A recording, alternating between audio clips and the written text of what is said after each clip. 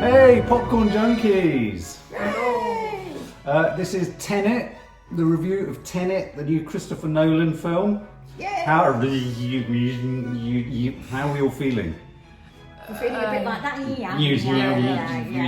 Having gone backwards. So this is I wanted to talk first about the fact this is the first Hollywood blockbuster, essentially. It's the first film since lockdown. All the major cinemas are hoping it's going to ride to the rescue of the theatrical experience. Cineworld, Everyman, Odeon, they're all hoping that this will resurrect their fortunes. So there's a huge amount of pressure and expectation on this film, isn't there? How are you feeling before we went in to go and see this? I was feeling totally optimistic because I just knew it was going to be good in every way. Did you? That's what I said, she knew. Yeah, no, I just did. So you'd already decided it was going to be good? Well, I just got you were up for great feeling about it. I was up for the crack of it. I was up for the crack of it. And I liked all the trailers. Yeah, I thought the trailers were really good, and I was really excited about it. But my worry was that the trailers were going to have used all the cool bits, and that the film there wasn't going to be anything we hadn't seen. Yeah. But from the trailers, I was really excited about this coming out. And I love all the actors. Christopher Nolan, the director, what are our feelings about him? Obviously Memento, Inception, Dunkirk, Dark Knight Rises, Interstellar. I mean, he's done some cracking films. They're always often long. Yeah. He's probably one of the few, as they've reported, sort of truly auteured, he's an author, he's an artist who gets enormous budgets. I mean, I think this cost something like 200 million, and then if you add in the press and publicity, it comes to about 350 million. Are you a Christopher Nolan fan? Yeah, right since the days of Memento, actually, which I thought was a fantastic film. That was all set in rewind as well, wasn't it? There's a life in reverse. With time, I think. Even over things like Dunkirk, the three things like that. The three different points of view. I mean, that fascinates him. He's very keen to stress that he doesn't do CGI. He does do visual effects though. So he will use, for example, a projected screen behind them. And there's one instance in this film where I think he probably did use that during the catamaran scene. Yes. But it's all in camera. So, for example, he won't go to post and use a green screen. No. He will have shot that in a projection room. But Maddie, your main experience probably of Nolan is the Dark Knight and Dark Knight Rises. Yeah, Dunkirk and Interstellar. Yeah. And I like Inception as well. I like all of his. They're all very long though. I feel like, long. And they're all like really clever, and I can't understand them. Like with Interstellar, there were moments in that film where I was just like, what is going on? I mean, they're sometimes achingly clever, aren't they? Yeah, where it's just like, okay, well, this film, I've got the unenviable task of trying to give a synopsis of it, which is not easy. Yeah, exactly. And I don't think I'm going to really try to give you a blow-by-blow account because it'd be really boring. But the best synopsis to give is that this is a sort of spy-like thriller. Time-bending and time-travelling.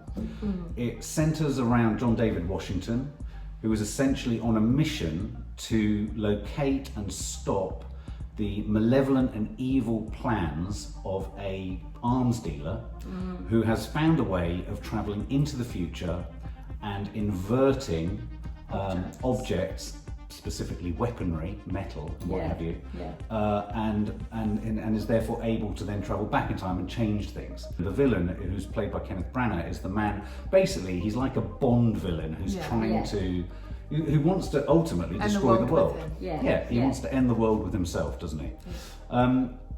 That is at its simplest what this film is. And then we go through the incredibly labyrinthine and complicated routes of John David Washington and someone that he himself recruits, played by Robert Pattinson, and the two of them travel back in time.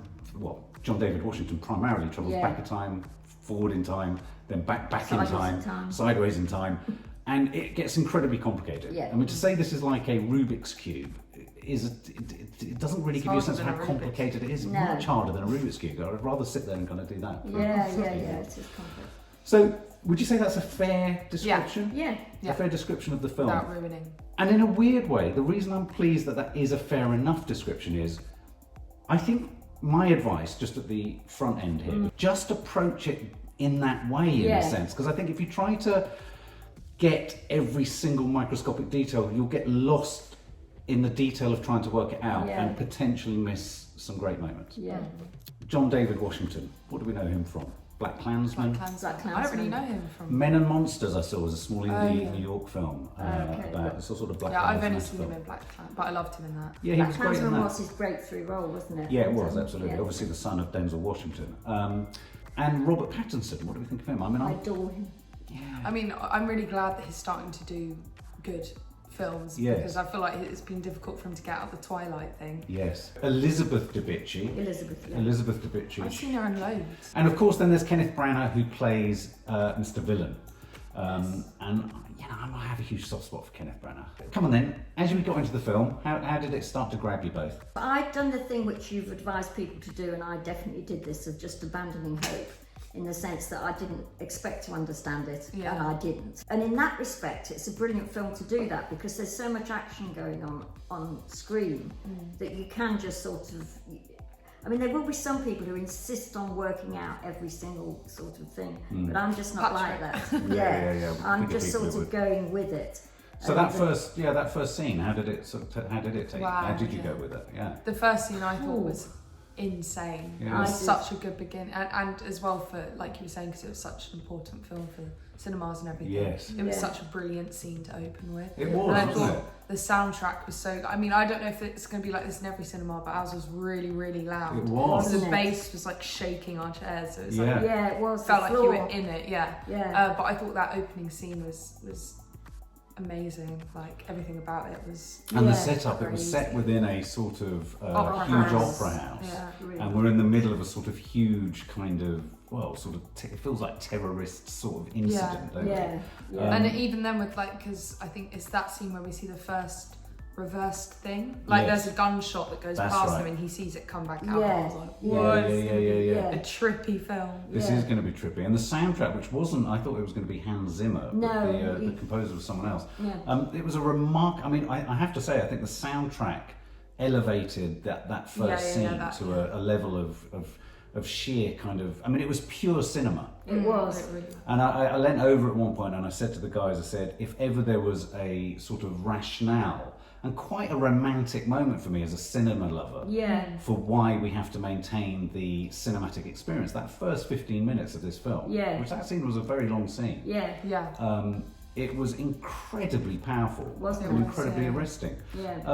But did it hook you? I mean, given that it got quite confusing quite quickly. It hooked me that first scene, but I had a problem with the film when it started off, which was, I felt like when it would cut to the next scene, it felt kind of disjointed, like we were suddenly somewhere else. I know what you mean. And there was kind of no in between, do you know what I mean? Like, it was the first scene and then suddenly he was at the train tracks and then suddenly he was in London and then suddenly he was... At times I felt a bit like, oh, we're suddenly I know what you mean. Again. I mean, I found myself straight out of that clambering for sense. And I think that's the danger with the film. Yeah, I mean, you're clambering to make sense of this. Who is John David Washington? What is he stopping? Who's this president? Why is an amazing moment? Which why do they keep saying it's a Twilight World? Why do they keep calling it a Twilight World? And it reminded me of those old-fashioned directors who would direct huge scenes with extras. It must have been incredible to coordinate and to have been on set for that.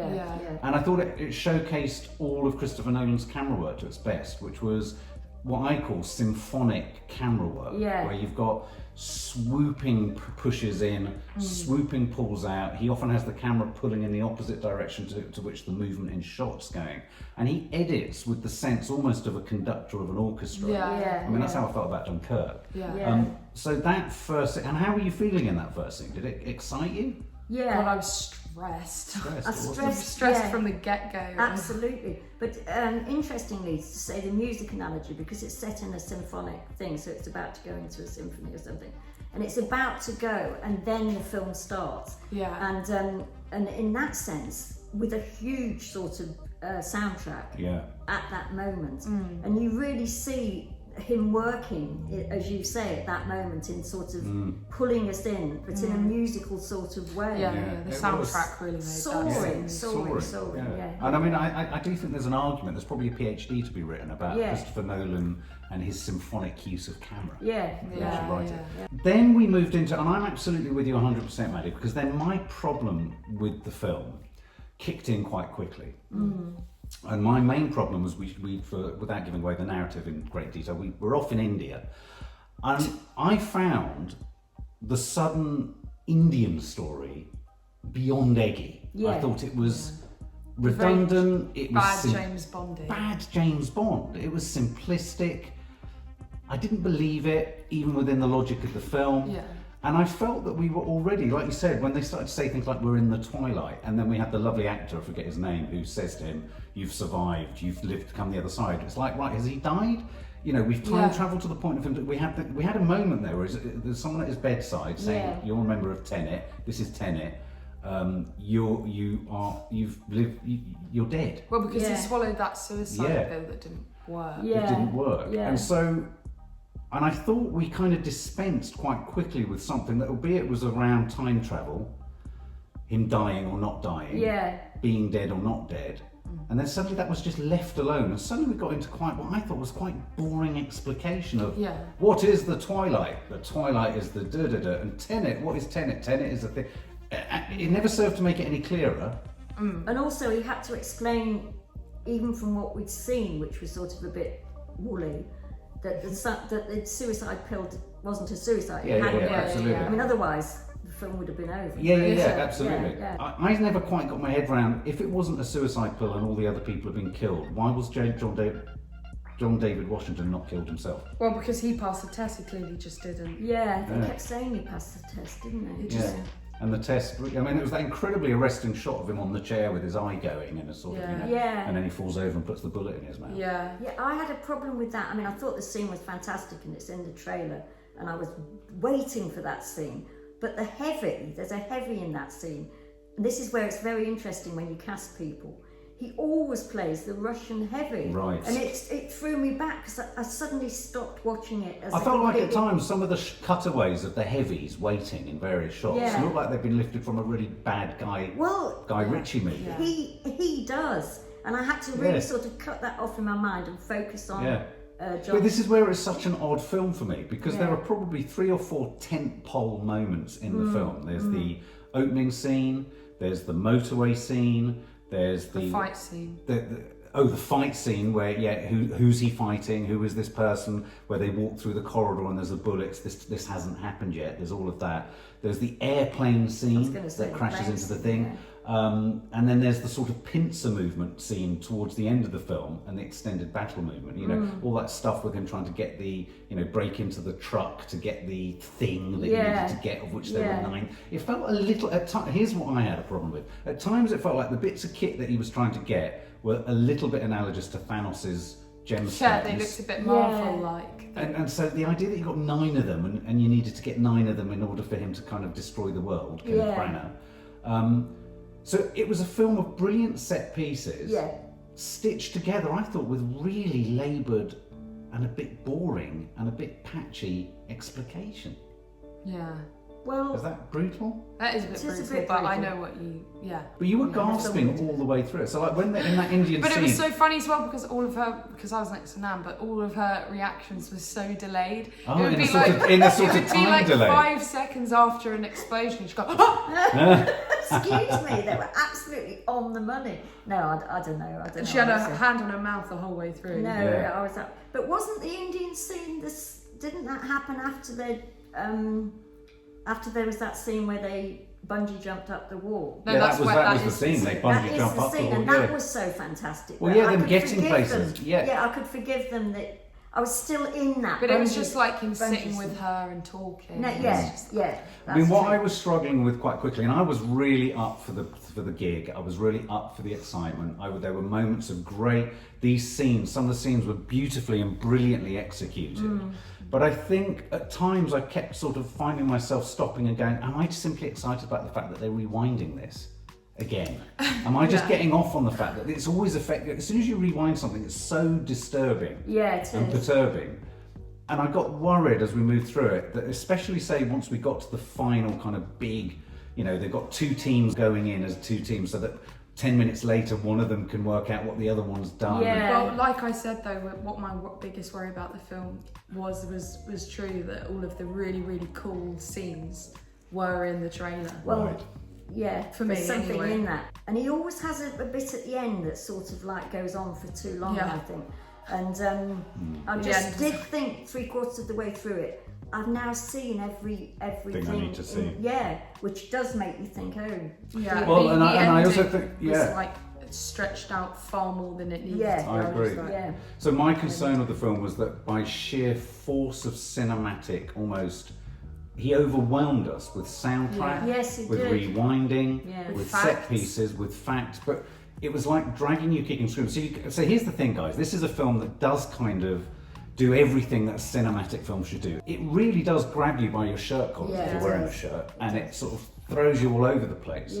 But I found that when it had to sort of resort back to nuanced filmmaking, it wasn't nuanced as I like to think it was. It's very complicated, but almost more complicated than it needed to be, and a little bit, I don't use this word often, but a little bit pretentious in the way it thought it was cleverer than I think it was. It was just very confusing. I didn't feel that so much as the film was going on, but I feel like towards the end, after the big like battle scene and everything, it was just like when it was kind of trying to sum up everything. I was just like, you really think you're clever? Well, I mean, you are, because I don't understand what you're saying. But like, do you know what I mean? You were really like drilling it into us that this is a really clever film. This is you hired me, or that we've been friends. Like it was just just very like pretentious. It didn't make me think about the meaning of life and the meaning of time particularly any more than. I mean, I was reminded at one point, I do like those moments where someone is seeing themselves in another time frame. But it reminded me of how effectively Back to the Future did it at that great moment towards the end when they get back to the car park and Marty and the Doctor see themselves being attacked by the terrorists. I was thinking, the novelty of that simple fact they'd achieved very early in the film, and in a way I felt they kept regurgitating the same sort of cleverness, trying to ratchet it up. So, for example, the plane scene. What did you think of the plane scene? There's this great concept that I like the idea that when they had the plane this, goes into the the terminal, that's into the going safety on at the spot. same time that fight scene happens. I thought that whole sequence was really good. It was amazing, and clearly he actually turned a plane into a warehouse and blew it up, which in itself was quite impressive. But there was sort of, it was a film that was. It went between those moments, as we've all said. But say just taking one of those small examples was, and I think it was the Indian subtext, was the you know, when they brought the Goya into it. I mean, like, what was that about? That was all nothing. odd.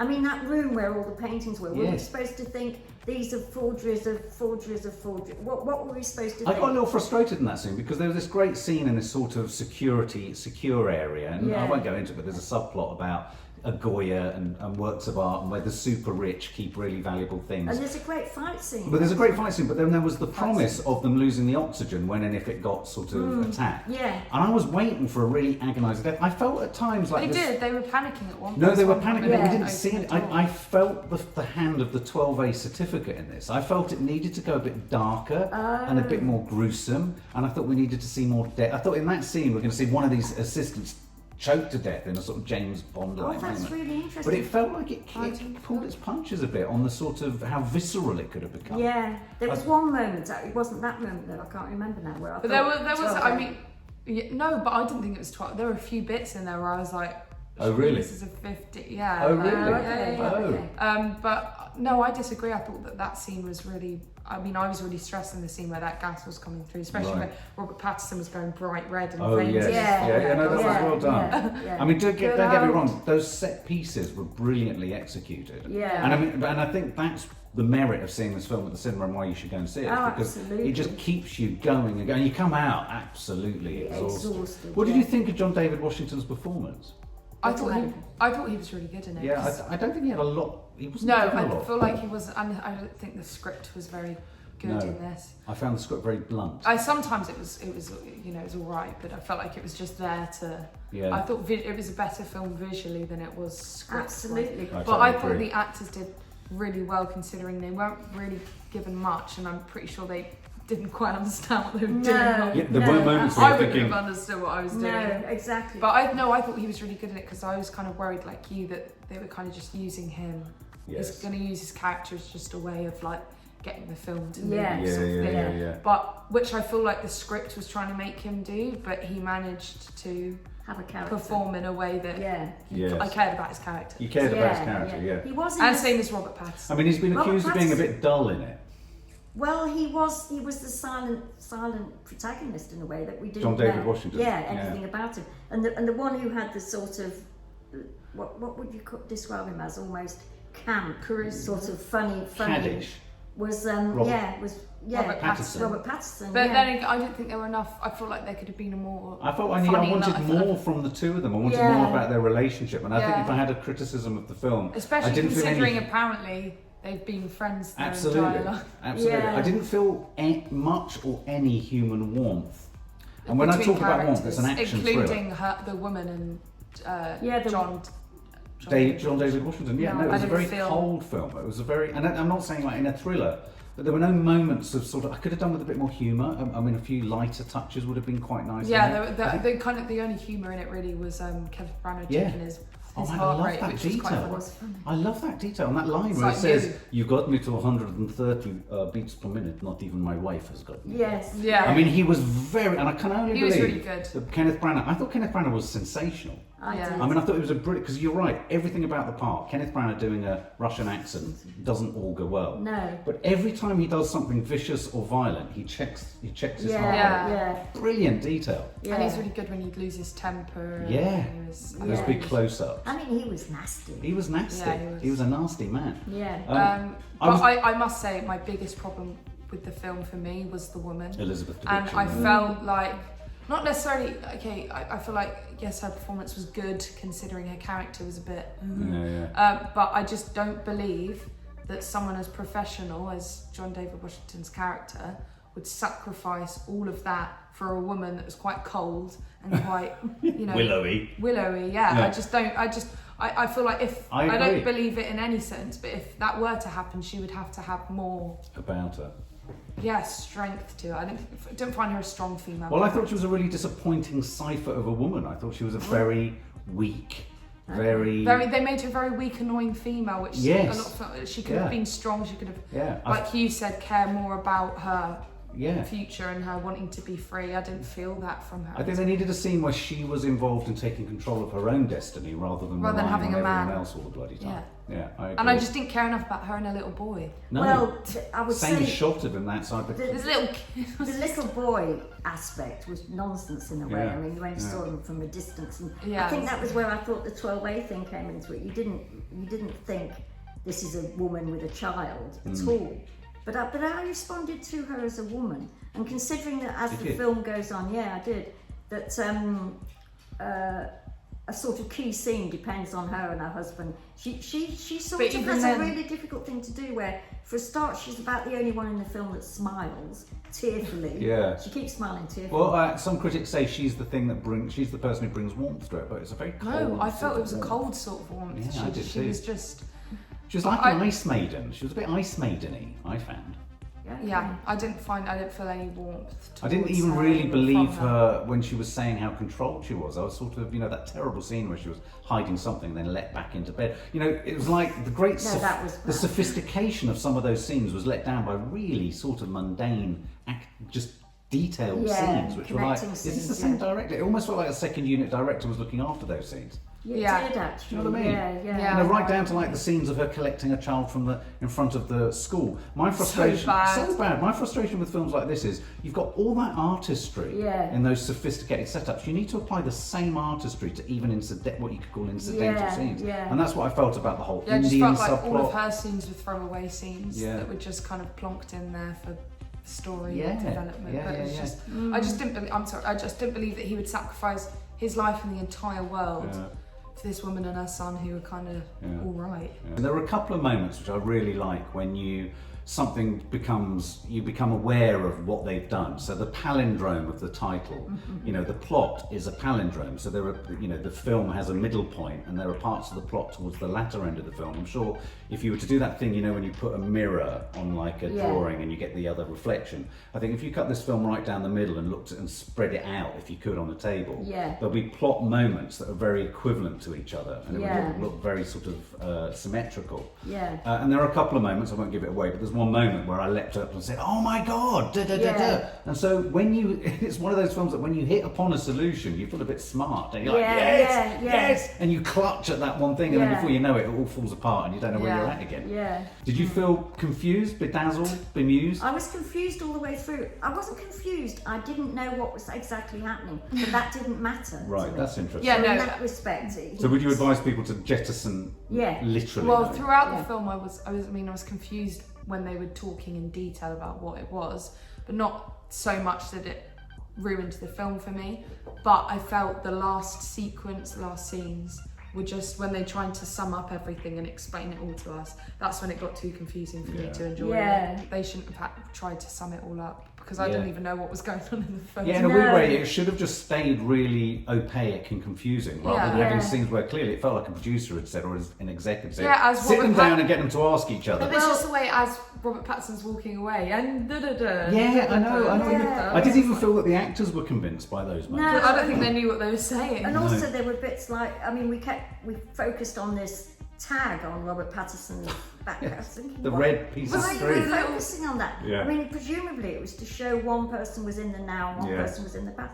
But I mean, it didn't mean, I heard you say, oh, you've got it about the characters. I thought, what has he got there? Oh, right, you looked more confused. It was very odd watching a film in which there are many scenes where they have to wear masks. I liked this idea of John David Washington having to travel back, not being able to interact with himself, but his lungs would invert if he took his mask. I thought that was great. And again, I felt with that, he missed a few, you know, the thing, our big thing, Maddie, is about interior conflict. I thought we could have had a more claustrophobic sense of what he was going through there. Do you know what I mean? Because that sense of suffocation. That was so confusing. That was so confusing. The part when he went back in time and everything was inverted, I was like, oh my God, if I was him and I went back to like, what the hell? I mean, I think if his lungs could have inverted by going back in time, I think he would have also probably had a nosebleed. I felt that I was looking. No, but I was looking. But he wasn't breathing the air. No, true. But then I was thinking, his nose. but there'll be gravity. They said at one point gravity works differently, and you think, because his foot went down on that puddle. That's right. That's right. Yeah, that's true. I suppose. Yeah. I mean, sometimes for me, weirdly, my favourite sequence and scene from it was that fight scene at the end. Yeah. No. The one in the corridor. Yeah, in the corridor. One-on-one. One-on-one one. Yeah. I thought that was brilliantly handled. And when it came back around, I'm not going to ruin it. But when I was going to say again. Yeah, and when that, you're right, and that's in the trailer. It's the bit where they walk in and the bullet holes are in the glass, and it says, "What happened in here?" It's like, it hasn't happened yet. Yeah, you're right. I thought that was the most telling, and that was a really, I'd love to know how choreographed and what the details were around the shooting of that. It was incredibly.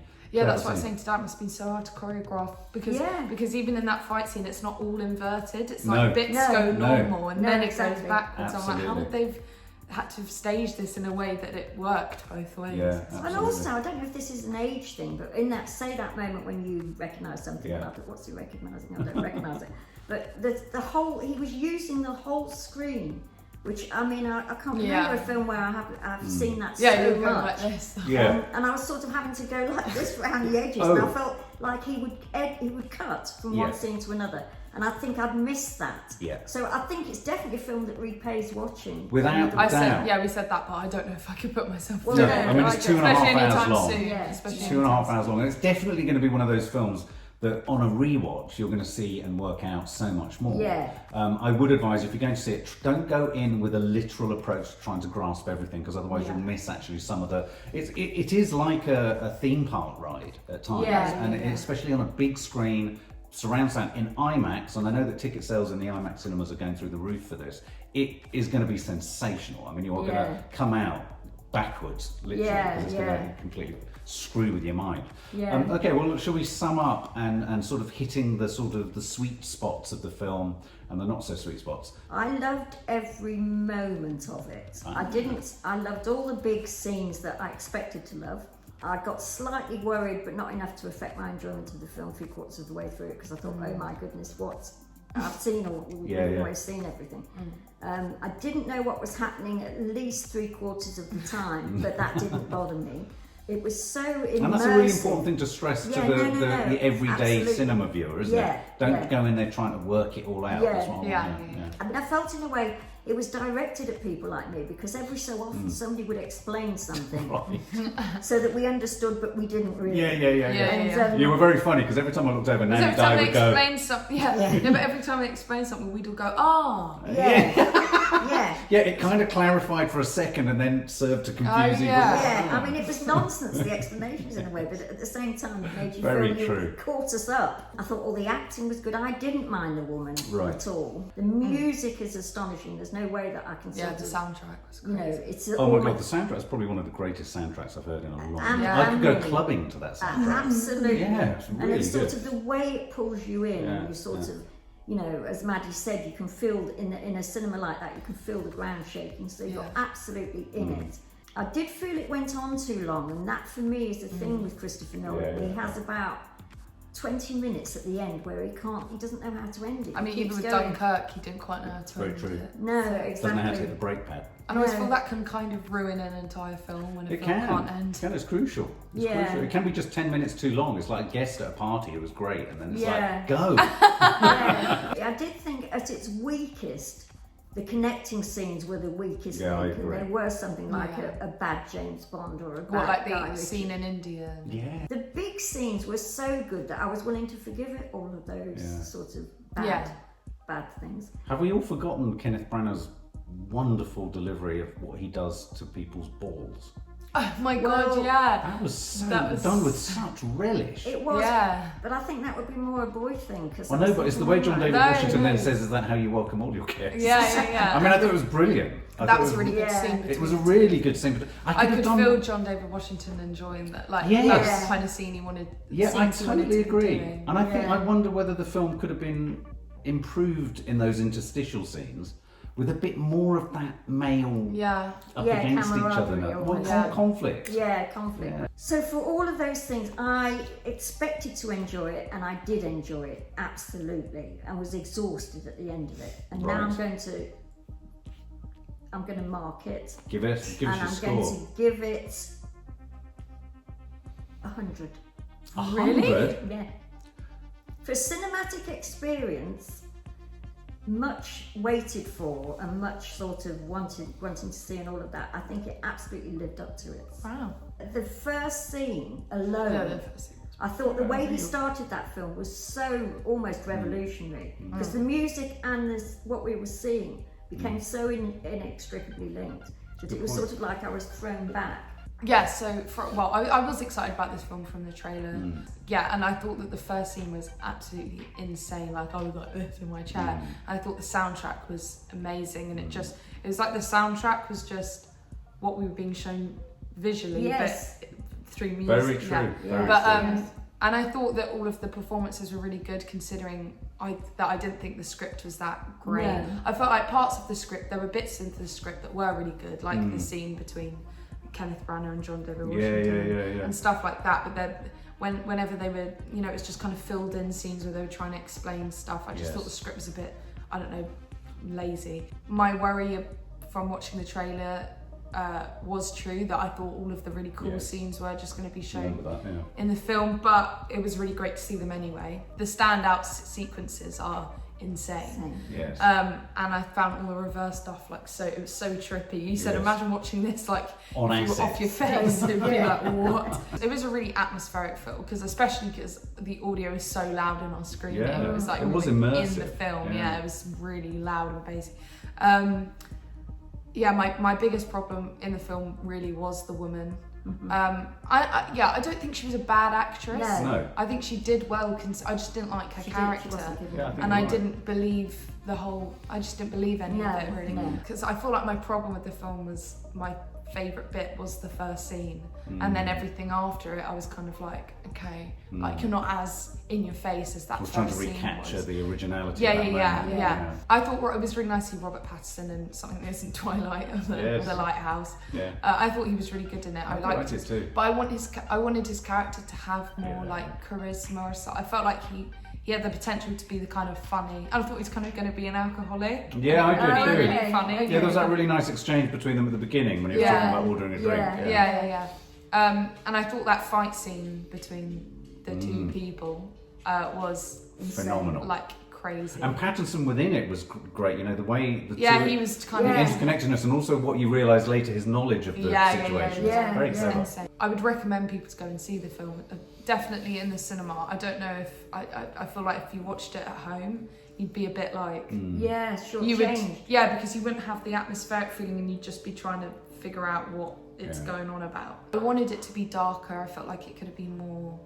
So that was the problem with it being a 12A. Though I felt like there were moments, I'm not going to give it away, but like a moment where someone gets pushed off a boat and their head whacks the side. I was like, surely that's not a 12. Like that was more 15. It was a bit. I was like, a bit graphic. What? Yeah. But yeah, I found it actually not as confusing as I thought I would throughout the film. It was the end that really, I was just like, what? The pincer movement. Yeah, I was just like the blue team and the red team. Yeah, I was just like, this bit's just, it's too much for me, and I felt like it could have ended at so many points. Yeah. But yeah, I feel like I would give this film like 75. Okay. Ooh, okay. Yeah. The only reason it isn't 100 was it was too long. Yeah, it was. I didn't believe the main plot thing developed, which was the woman.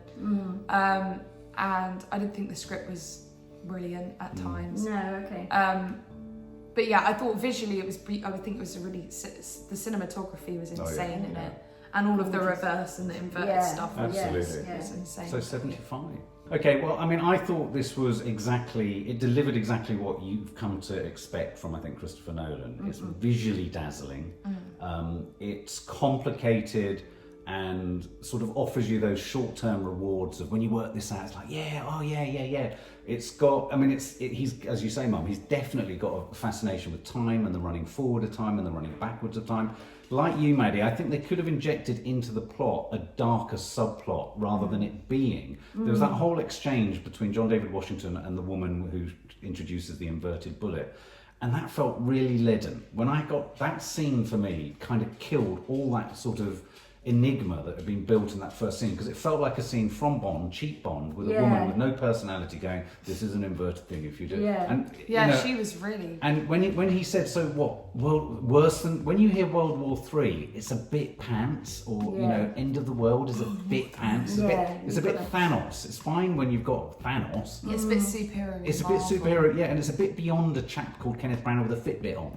Yeah, you need a big chin. You need something. Anyway, so I mean, it's very Bond-esque in its sort of grandstanding. Yeah. So I wondered whether there needed to be a bit more sort of rigor or sort of complexity to that. Anyway, I thought all the set pieces delivered. You can only see this film at the cinema. Yeah. Oh, good. And I think why you say that, I think you have to see this film at the cinema. Yeah. I think I don't know if I'm being unfair and saying it's a very boysy film. Yeah. It's a very sort of bachelory film. I can see a lot of men going to see this and getting off on it and enjoying it. I wonder what's in there for anyone who likes any emotional characterization. There's not much, and I could have done with more. Even if it doesn't have to be like gloopy, warm stuff, but like you say, Maddie, the scene between John David Washington and Kenneth Branagh, more antagonism. All of that. The between the characters felt metal, like the metally, like the like the whole film. I mean, for the sheer bravura of those scenes, of the set pieces, my score is going to be high. And it's absolutely a film that we have to cherish and go and see and just embrace. I would recommend, as I have about 18 times in this review, do not try and work it all out. Sit with it and go for the ride, go with the ride. As Maddie said, you'll be surprised by how much you do pick up. It was profoundly let down by the interstitial scenes, India, the explication, the sitting in the truck. What is the twilight? Why do you think that goes? Because apparently, if you dig into the story, it's people in the future are worried about climate change, and they're working with Kenneth Branagh to change their fate. Which is when they have that exchange about, but would we kill our ancestors? What if we kill our ancestors? Will we survive? The grandfather complex. And apparently, this is basically a film about people in the future, a bit interstellar-y, people in the future worried about how they can sustain themselves, and that's why they're working with Kenneth Branagh. Oh, okay. I thought some of those scenes behind that, I thought there was a real opportunity with that glass scene where Kenneth Branagh, I thought It was very confusing, but I thought it was actually very well done. The scene where he was behind the window, and he was shooting. It was very intense because he was going back and he was going in, and he was going out, and then he was moving through the kind of transporter that takes you back in time. Yeah. I think they were wise not to go into the transporter and see it swirl around and just pop out the other side. Kenneth Branagh was at his best. Kenneth Branagh was really good in that scene, and I thought those scenes are real sort of. That's when it got most existential for me and most sophisticated. And then you'd have a scene like all that. Has he shot it? Will he shoot it? There's the bullet, there's the crack. It's cracking. Is he? Does that mean he's reversing activity? Is he changing things now as he looks and says stuff? That was exciting. Then a scene where he goes, but the grandfather complex means that people in the future are trying to... No, let us guess. Weirdly, I'd say, leave us more confused. Because then you're striving to explain, you cheapened it. That's my problem with most films, when they try and explain and round up everything. Just leave it unfinished. But in summary, I would say I'd be more favourable than Maddie. Wouldn't go so far as 100 for you. I'm going to probably give this film 85 out of 100. Okay. And I fingers crossed that it does do something. Yeah, I definitely recommend everyone to go see it. And at the cinema. Do you think it'll do well? I don't know, because of the whole situation. I don't know if everyone's going to like it, but I feel like everyone's going to go see it. That's the point. And the point with box office is, as long as you get them through the door, you've earned the money. Yeah, and even if they get sort of bored and walk out because of halfway the end, they've had the beginning, which is so... Well, I think we have to do one thing here.